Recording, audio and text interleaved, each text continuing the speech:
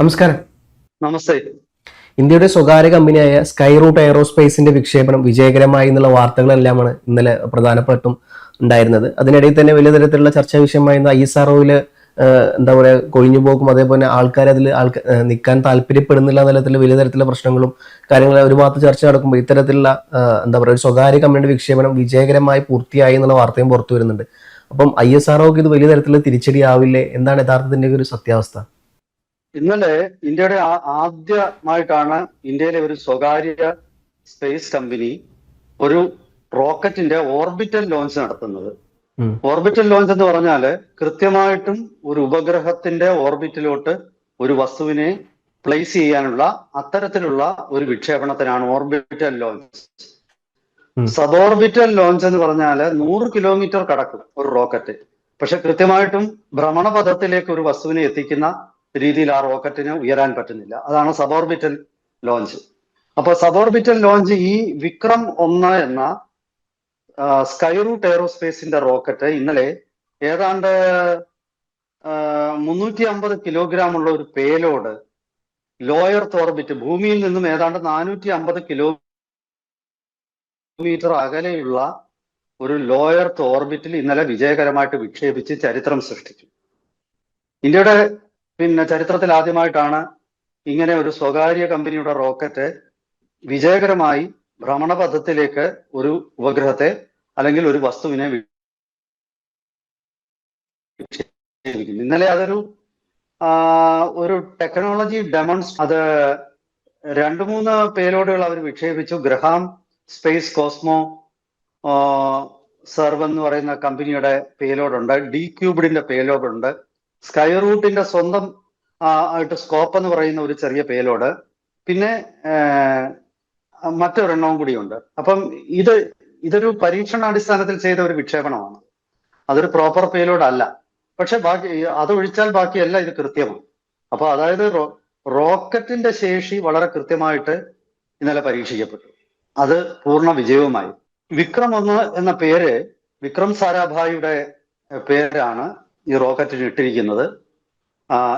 ഇതിന്റെ ഒരു പ്രത്യേകത, ഇതിന്റെ എഞ്ചിന് 3D പ്രിന്റഡ് ആണ്. 3D പ്രിന്റഡ് എന്ന് പറഞ്ഞാൽ ഒറ്റ അടിക്ക് ഉണ്ടാക്കിയിട്ട് അത് നിർമ്മിക്കുന്നതാണ്. അതിലെങ്ങും ജോയിൻസ് ഇല്ല.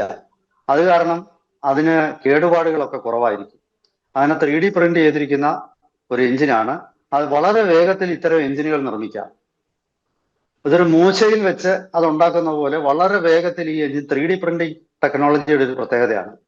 അങ്ങനെ 3D പ്രിന്റിംഗ് ടെക്നോളജി ഉപയോഗിച്ചിട്ടുള്ള ഒരു നിർമ്മിച്ച ഒരു എഞ്ചിനാണ് ഇതിൽ ഉപയോഗിച്ചിരിക്കുന്നത്. സ്കൈ റൂട്ടിന്റെ വിജയത്തിൽ പ്രധാനമന്ത്രി നരേന്ദ്രമോദി തന്നെ നേരിട്ട് അതിന്റെ CEO പവൻ കുമാർ ചന്ദനയ്ക്ക് ഒക്കെ അഭിനന്ദനം അറിയിച്ചു. ഇന്ത്യയുടെ സ്വകാര്യ കമ്പനികൾ പ്രതിരോധ രംഗത്തും അതുപോലെ സ്പേസ് ടെക്നോളജിയിലുമുള്ള നടത്തുന്ന കുതിപ്പിന്റെ തുടക്കമാണ് ഇതെന്ന് വിലയിരുത്തപ്പെടുന്നത്. ഇപ്പോ എന്നോടൊരു ചോദ്യം ചോദിച്ചിരുന്നു, ISROയുടെ ശാസ്ത്രജ്ഞന്മാര് കൂട്ടത്തോടെ അവിടെ നിന്നും പിരിഞ്ഞു പോകുന്ന ഒരു പശ്ചാത്തലത്തിൽ ഈ ഇന്ത്യയിലെ സ്വകാര്യ സ്പേസ് കമ്പനികളുടെ വിജയത്തെ കാണുന്നത് എങ്ങനെയെന്നുള്ള ഒരു ചോദ്യം എന്നോട് ഇപ്പൊ ഫസ്റ്റ് ചോദിച്ചിരുന്നു. ലോകത്തിലെ മറ്റ് 2 രാജ്യങ്ങളിൽ മാത്രമേ സ്വകാര്യ കമ്പനികള് ഇതുപോലെ ഓർബിറ്റൽ ലോഞ്ച്, അതായത് ഒരു ഭ്രമണപഥത്തിലേക്ക് ഒരു ഉപഗ്രഹത്തെ എത്തിക്കുന്നതിൽ വിജയിച്ചിട്ടുള്ളൂ. അമേരിക്കയാണ് ഓഫ് കോഴ്സ് ആദ്യത്തെ രാജ്യം, ചൈനയും 2ാമത്തെ രാജ്യം. ഈ ISROയിൽ പ്രവർത്തിച്ച പല ശാസ്ത്രജ്ഞന്മാരും ഇതിലെത്തിയിട്ടുണ്ട്. അത് മാത്രമല്ല, ഇന്ത്യക്കാരായിട്ട് വിദേശത്തെ എയറോസ്പേസ് കമ്പനികളിൽ, സ്പേസ് കമ്പനികളിൽ പ്രവർത്തിച്ചവരും സ്കൈ റൂട്ട് എയറോസ്പേസിൽ എത്തിയിട്ടുണ്ട്. ശാസ്ത്രജ്ഞന്മാരെ സംബന്ധിച്ചിടത്തോളം വൻ ശമ്പളമാണ് ഇവരെ സംബന്ധിച്ചിടത്തോളം ഉള്ള ഒരു ആകർഷണീയത. ഇതെങ്ങനെ പൊതുമേഖലാ സ്ഥാപനത്തെ ബാധിക്കും, അതായത് ഇന്ത്യയുടെ നാഷണൽ സ്പേസ് ഏജൻസിയെ ബാധിക്കും എന്നൊരു ചോദ്യമുണ്ട്. തൽക്കാലത്തേക്ക് ഇന്ത്യയുടെ നാഷണൽ സ്പേസ് ഏജൻസിയെ ഈ ശാസ്ത്രജ്ഞന്മാരുടെ കൊഴിഞ്ഞുപോക്ക് ബാധിച്ചിട്ടുണ്ട് എന്നുള്ളത് നിഷേധിക്കാൻ പറ്റാത്ത സത്യമാണ്.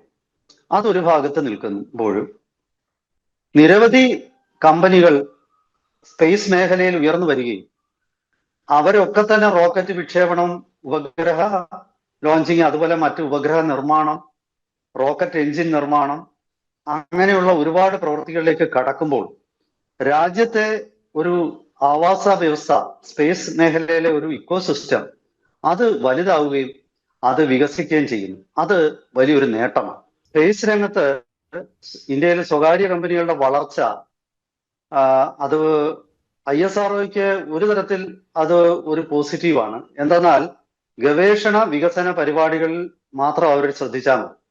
വിക്ഷേപണങ്ങൾ സ്വകാര്യ മേഖല നടത്തും. ഇപ്പൊ നമ്മൾ അമേരിക്കയിലെ കാര്യം നോക്കിയാൽ ലോകത്തിലെ സ്പേസ് രംഗത്തെ ഏറ്റവും വികസിച്ച രാജ്യമാണ് അമേരിക്ക. അമേരിക്കയിലെ വിക്ഷേപണം നടത്തുന്നത് ഇപ്പം മുഖ്യമായിട്ടും ഇലോൺ മസ്കിന്റെ സ്പേസ് എക്സ് ആണ്. അവർക്ക് ഏറ്റവും ശക്തമായ റോക്കറ്റുകൾ വരെ സ്പേസ് എക്സിനുണ്ട്. നാസ മുഖ്യമായിട്ടും ഗവേഷണ വികസന രംഗത്തേക്കാണ് ശ്രദ്ധ കേന്ദ്രീകരിക്കുന്നത്.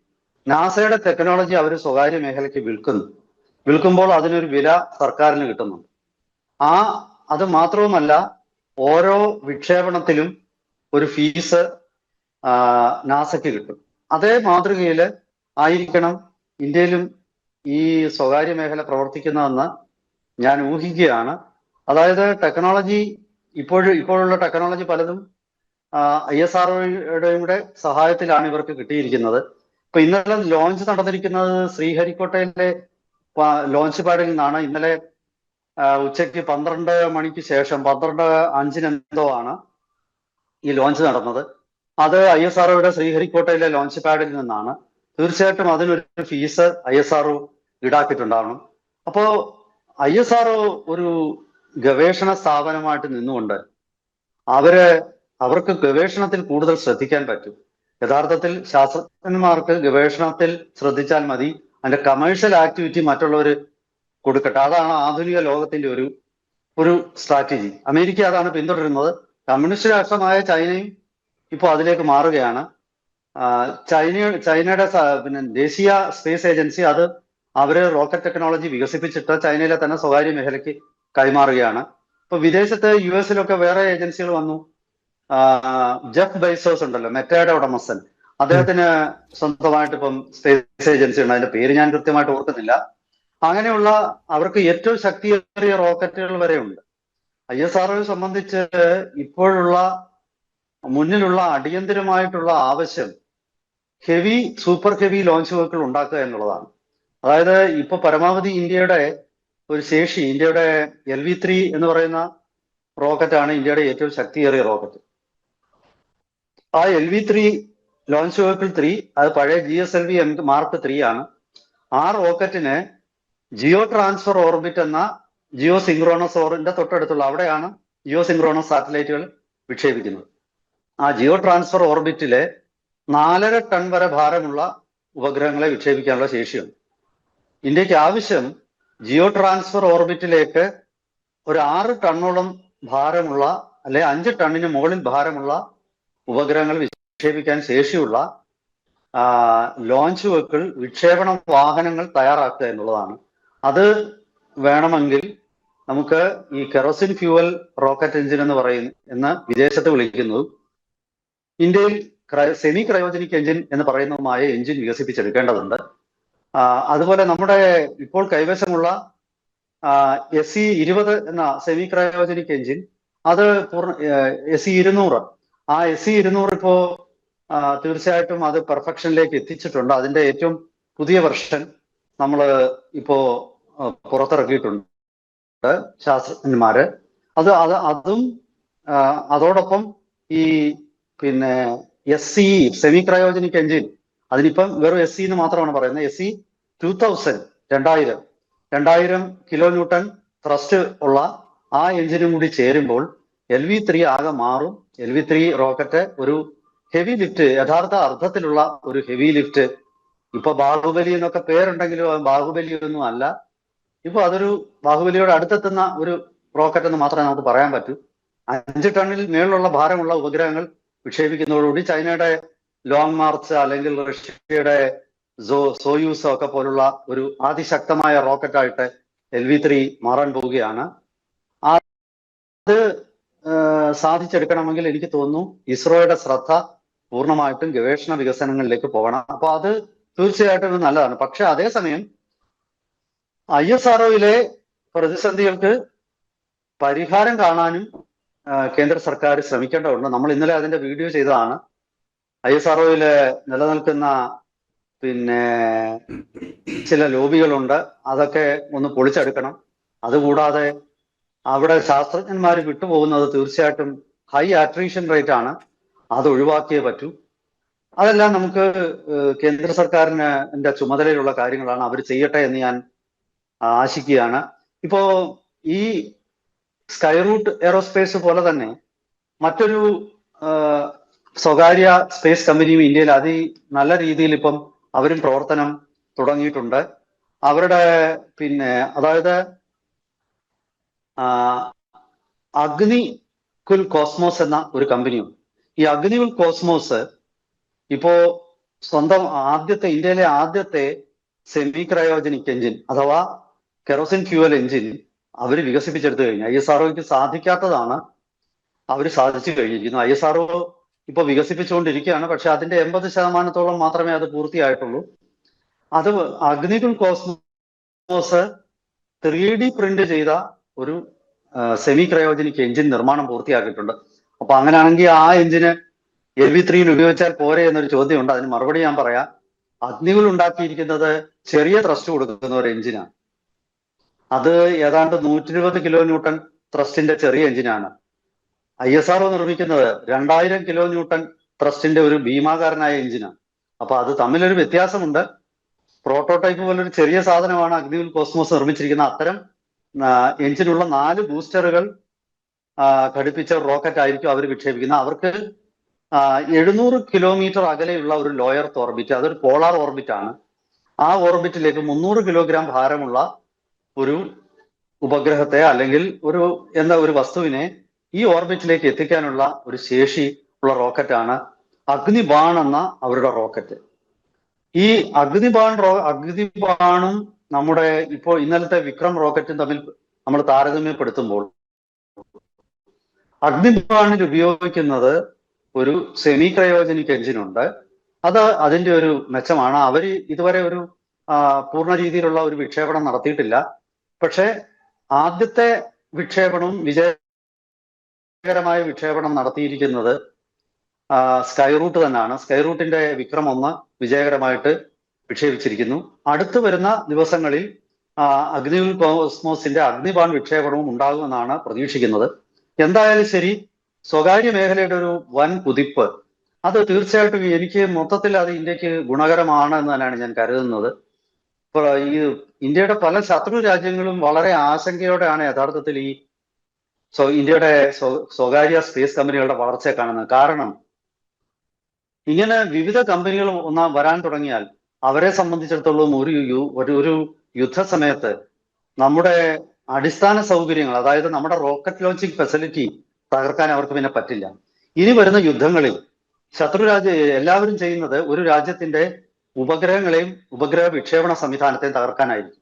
കാരണം ഈ ചാര ഉപഗ്രഹങ്ങൾ അല്ലെങ്കിൽ സ്ട്രാറ്റജിക് സർവൈലൻസ് സാറ്റലൈറ്റ്സ് ആണ് ഏതൊരു രാജ്യത്തിനും യുദ്ധത്തിൽ മേൽക്കൈ കൊടുക്കുന്നത്. അപ്പോൾ അത് ഇനി വരുന്ന ദിവസങ്ങളിൽ ആ മേഖലയ്ക്കെതിരെയായിരിക്കും ആക്രമണം നടത്തുന്നത്. ഇത്തരം ശേഷിയുള്ള പല കമ്പനികളുണ്ടെങ്കിൽ ISROയുടെ റോക്കറ്റ് ലോഞ്ചിങ് ഫെസിലിറ്റിക്ക് നേരെ ആക്രമണം നടത്തിയത് കൊണ്ടൊന്നും കാര്യമില്ല. കാരണം ഇവിടെ 2-3 കമ്പനികളുണ്ട്. ഞാനിപ്പോ 2 കമ്പനികളുടെ പേരേ പറഞ്ഞിട്ടുള്ളൂ, വേറെ 2 കമ്പനികളുടെ വരുന്നുണ്ട്. പിന്നെ മാത്രമൊന്നുമല്ല, ഇതൊരു വലിയ ഇക്കോസിസ്റ്റം ഉണ്ടാക്കും. ഇന്നലെ നമ്മൾ ലോഞ്ച് ചെയ്തിട്ടുള്ള വിക്രം 1 റോക്കറ്റ് എന്ന് പറയുന്നതിന്റെ 4 സ്റ്റേജ് റോക്കറ്റാണ്. അതിന്റെ 3 സ്റ്റേജുകളിലും സോളിഡ് ഫ്യൂവൽ ആണ് ഉപയോഗിക്കുന്നത്. അപ്പോ ഖര ഇന്ധനം ഉപയോഗിക്കുന്ന ഈ റോക്കറ്റ് ഇത് ചെറിയ മോഡിഫിക്കേഷൻ വരുത്തിയാൽ ഇതൊരു മിസൈലാണ്. അതാണ് ഈ ഖര ഇന്ധന റോക്കറ്റുകളുടെ ഒരു പ്രത്യേകത. അപ്പോ യഥാർത്ഥത്തിൽ ഒരു ഇന്റർമീഡിയറ്റ് റേഞ്ച് ബാലിസ്റ്റിക് മിസൈലോ ഇന്റർകോണ്ടിനെന്റൽ ബാലിസ്റ്റിക് മിസൈലോ നിർമ്മിക്കാനുള്ള ശേഷി, അതിന്റെ ഒരു അടിസ്ഥാന സൗകര്യം 10 മടങ്ങ് വർദ്ധിക്കുകയാണ് സ്വകാര്യ കമ്പനികളുടെ വരവോടുകൂടി. പാകിസ്ഥാൻ ശരിക്കും പറഞ്ഞാൽ, ഞാൻ ഈ അടുത്ത കാലത്ത് ചില ലേഖനങ്ങൾ വായിച്ചു, പാകിസ്ഥാൻ ഇങ്ങനെ അന്തം വിട്ട് നിൽക്കുകയാണ്. കാരണം ഇന്ത്യയുമായിട്ടുള്ള അവരുടെ ഒരു ശാക്തിക സമതുലിതാവസ്ഥയൊക്കെ തകിടം മറിഞ്ഞിരിക്കുന്നു. ഇന്ത്യ ഈ മേഖലയിൽ ബഹുദൂരം മുന്നിലാണ്. ഇപ്പൊ ശരിക്കും പറഞ്ഞാൽ ഇന്ത്യയുടെ ശത്രു അല്ല പാകിസ്ഥാൻ. കാരണം അവർക്ക് ശത്രു ആകാനുള്ള ശേഷിയില്ല. ഇന്ത്യയും ചൈനയും തമ്മിലുള്ള നേരിട്ടുള്ള ഒരു സംഘർഷത്തിലേക്ക് കാര്യങ്ങൾ നീങ്ങുകയാണ്. അപ്പോൾ തീർച്ചയായിട്ടും ഈ അടിസ്ഥാന സൗകര്യത്തിന്റെ വികാസം മൊത്തത്തിൽ ഗുണകരമായിരിക്കുമെന്നാണ് ഞാൻ പറയുന്നത്. അതേസമയം തന്നെ ഇസ്രോയുടെ ഉള്ളിലെ പ്രശ്നങ്ങൾ പരിഹരിക്കുക, ഇസ്രോയെ കുറച്ചുകൂടി പ്രൊഫഷണൽ ഓർഗനൈസേഷൻ ആക്കുക, അതിലെ ഈ നെപ്പോട്ടിസം, ബന്ധു നിയമനവും മറ്റ് അത്തരം തമിഴ്നാട്ടിലെ കുറെ ആൾക്കാരുടെ ഒരു വലിയ ലോബി അതിനകത്തിൽ ഇരിപ്പുണ്ട്. അവരുടെ ഒരു പ്രാദേശിക വികാരങ്ങൾ, അത്തരം റിക്രൂട്ട്മെന്റിനെ അതൊക്കെ ബാധിക്കുന്നു. ഇങ്ങനെയൊക്കെയുള്ള കാര്യങ്ങളിൽ കേന്ദ്ര സർക്കാർ ഇടപെടുക തന്നെ വേണമെന്നാണ് എനിക്ക് തോന്നുന്നത്. എന്തായാലും ശരി, ഒരേപോലെ ഒരു സമതുലിതമായ രീതിയിൽ സ്വകാര്യ മേഖലയും പൊതുമേഖലയും ഒരുമിച്ച് വളരുന്ന ഒരു സാഹചര്യം ഇന്ത്യയിൽ ഉണ്ടാകുന്നതാണ്. ഇന്ത്യയുടെ സ്പേസ് സെക്ടറി മാത്രമല്ല, ഇതോടനുബന്ധിച്ചുള്ള പ്രതിരോധ മേഖലയ്ക്കും സഹായകരമാകുന്നതെന്ന് എനിക്ക് തോന്നുന്നു. കൂടുതൽ വിവരങ്ങളുമായിട്ട് വരും ദിവസങ്ങളിൽ നമുക്ക് വീണ്ടും പ്രേക്ഷകരെ കാണാം. എല്ലാവർക്കും ഒരിക്കൽ കൂടി നമസ്കാരം.